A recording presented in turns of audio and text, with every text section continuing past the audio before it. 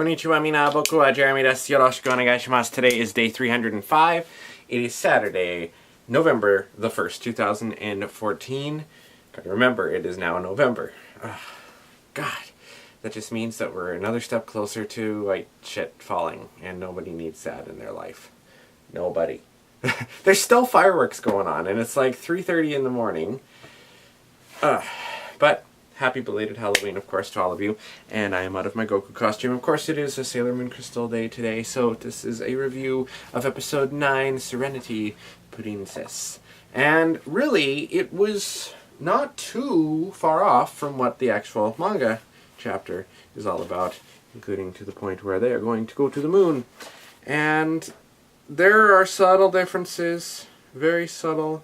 Obviously, the Shiteno have been alive this whole time. Unlike in the manga chapter, they come back to life because they're kind of mummified up until the point of the silver crystal, shining all over the place, and then they come back to life. But they're actually already alive. I kind of like the part where they walk into the room and they're like, "I know this man. I've seen him before," talking about Prince Endymion, and Kunzite gets this thought like, oh, I know who he is, and he goes to say his name and then doesn't. So it almost feels like he does know what's going on. Venus keeps getting through to him a little bit, and then Queen Beryl comes, and I'm pretty sure that he's getting his memory back. So there's probably going to do something with that, because it's similar to how the live action series did it, where Kunzite was really against him, but in the end kind of became one that was really loyal to him. Now, in the live action one, Zoisite was always protecting Endymion, and he had his piano and all that kind of stuff too. So there's all different platforms of different things that are different but similar. So this one actually followed the manga chapter very close. There's, like I said, such subtle differences. They lengthened the scene when her hair had grown longer, of course, really driving home that friendship force, saying that Usagi doesn't have to follow the same path as the princess from the previous life, which they didn't really delve into too much in here. Now, another difference, I guess, between the two is in the manga, all the senshi are like, when they're still on the Tokyo Tower, they're like, oh, we remember all this stuff, blah, blah, blah.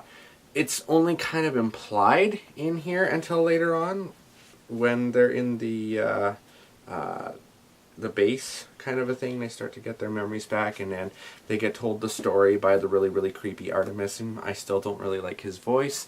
I know, it's horrible, but what can I say?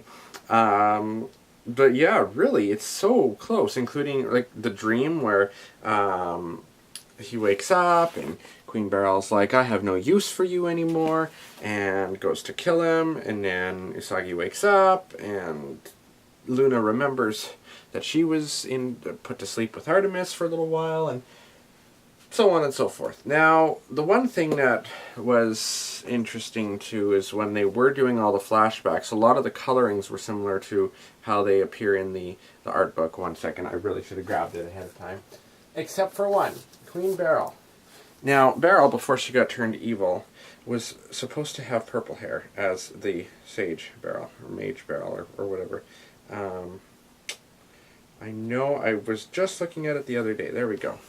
That's how she was supposed to look before she got turned into that. So, kind of a color thing off of it. I don't know if that was intentional, but yeah. In the episode preview for the next one, of course, we do see Queen Serenity here. I just like, but she shows up as a little fairy form. Now, some of you may not realize that originally Naoko Takeuchi wanted there to be Diana Fairy here, which would have filled the role of Queen Serenity in terms of telling them about their past, but instead they went with Queen Serenity. So later on they reused the name Diana as Luna and Artemis' daughter from Sailor Moon Super S, way in the future from now. So, but yeah, really, there's not that many differences. Such tiny things, like when the silver crystal's blowing its power everywhere, making everything come to life. pretty much the same, except you don't see Umino looking through a telescope, oh, what is this, blah, blah, blah, or random people going, oh, it's daylight, what the heck? Yeah, no, it's mostly just focused on what's going on. And Queen Beryl coming down, too, to help Kunzite, I think, is different as well. I'm pretty sure it is. Let's see here. Oh, no, she does come down. To some degree. But I don't think it's as much as it was supposed to be. Oh no, I guess it was. I read this earlier today just to go over everything, and they even have the pillow in. It's a pink pillow in the arcade as well, in the base, and so really this one wasn't too far off whatsoever. I keep saying that over and over again. I feel like a broken record. In the preview, we saw that there's going to be the sword, which they pull out. There's the sword that Usagi's going to have to use later on. And so it is pretty much culminating to the final battle pretty soon. This is episode 9, so we got 10, 11, 12, 13, 4 more episodes. I know my numbers. And then it'll be the start of Sailor Moon R.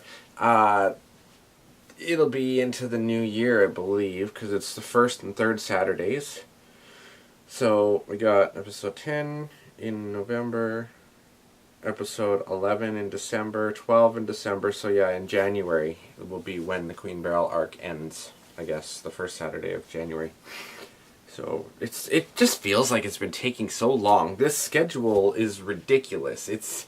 I've never ever seen a TV show that's like this, where you have every other week. Like every week, okay, I understand.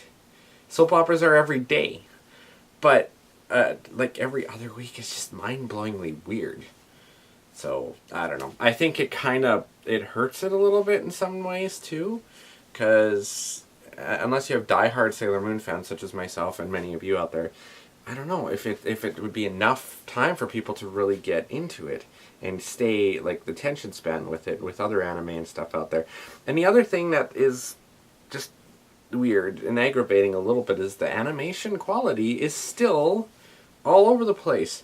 I really noticed it at one part. I'm pretty sure it was while they were in the base again, when Venus was kneeling down with the princess, and she's talking to her, and just the profile face of the princess was just really odd.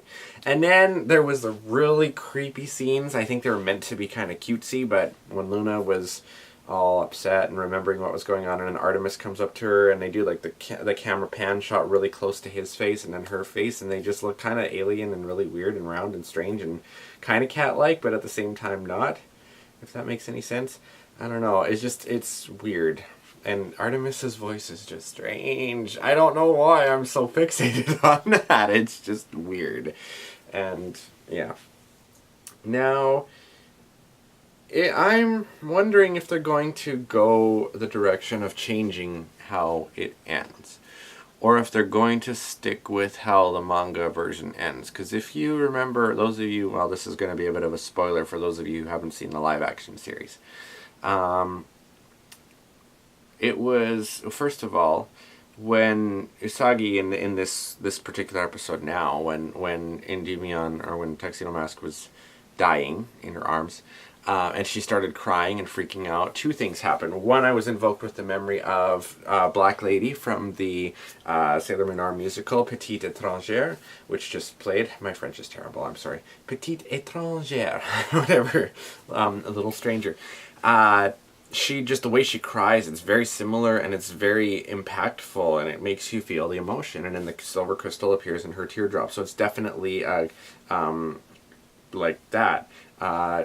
But also in the final, or in the last few episodes of the live action, when Sailor Venus, or Minako, went in for brain surgery for her tumor, because yes, she has one in the live action series, I know, and then dies like a couple episodes before the end.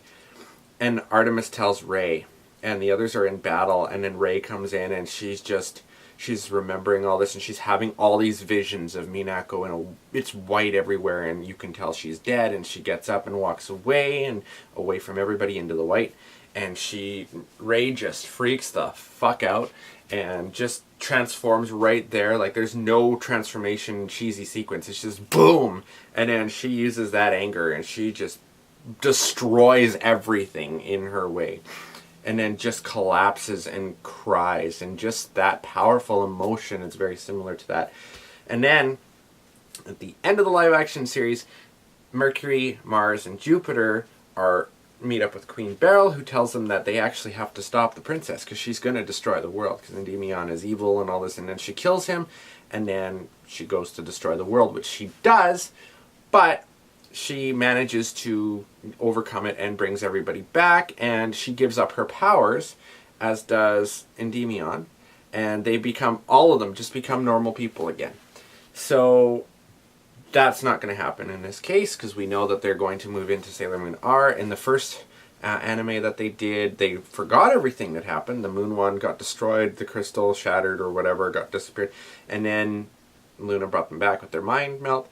So I don't know. I don't know if they're going to change it up a little bit. I kind of don't think so, because they are following the manga pretty close, but it'll probably just be a few subtle changes here and there. Now, the other thing that a lot of people point out from time to time, and I do see it, it's so true, and it's another reason, because it's following the manga, is the original series was nice and endearing because of the fact that there were lots of filler episodes, but they made them fun.